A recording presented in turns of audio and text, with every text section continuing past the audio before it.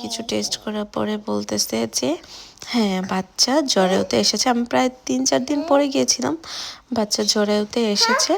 আর ব্লিডিংটা এটা হচ্ছে জরায়ুর বাহিরে কিছু কিছু সময় মানে ব্লাড থাকে, ওই ব্লাডটাই হচ্ছে আমাদের পিরিয়ড আকারে বের হয়, তবে অল্প অল্প। তা আমি মানে যখন 100% শিওর যে হ্যাঁ আমি প্রেগন্যান্ট, সব কিছু মিলে একটু হচ্ছে খারাপই লাগছিল যে আমি কিভাবে কি হ্যান্ডেল করব। আর আমার ফার্স্ট প্রেগন্যান্সিটা আপনারা সবাই জানেন এত টাফ গিয়েছে। একত হচ্ছে আমি বমি করতে করতে শেষ, প্রচণ্ড মাথা ব্যথা, শরীর ব্যথা ছিল, কিছু খেতে পারতাম না। তারপরে হচ্ছে আমার আরেকটা সমস্যা হয়েছিল, গল্ড ব্লাডারে স্টোন হয়েছিল, ওইটাও আপনারা জানেন। স্টোনের অপারেশন করালাম নাশোয়া 6 মাস বয়সে, নাশোয়া প্রায় 1 মাস ওর বাবার কাছে একা একা ছিল। তো সব কিছু মিলিয়ে আমার এখন আবার প্রেগনেন্ট, মানে নিউ একটা জার্নি, কিভাবে কি করব, 2টা বাচ্চা।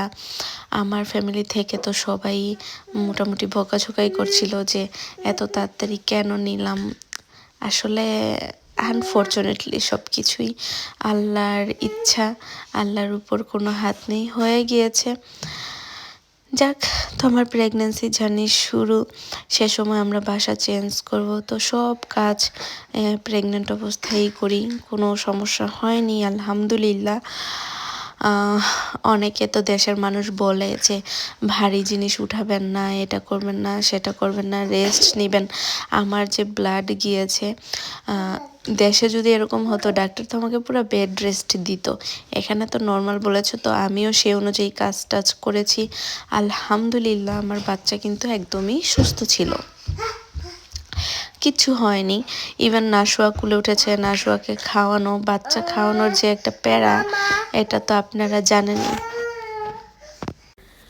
সব কিছু মিলিয়ে রান্না বান্না, বাচ্চাকে হ্যান্ডেল করা, মানে আমার জন্য মোটামুটি ওই সময়টা, তারপরেও আমি নিজেকে অনেক অনেক কন্ট্রোল করেছি যে হ্যাঁ আমার এত পরিমাণ মাথা ব্যথা হয়েছে। প্রথম প্রেগনেন্সি, সেকেন্ড প্রেগনেন্সি তো মনে হতো মাথা আমি ওয়ালে, মানে মাথাকে যদি আমি ওয়ালে বাড়ি দেই তাহলে ভালো লাগে, এ অবস্থা।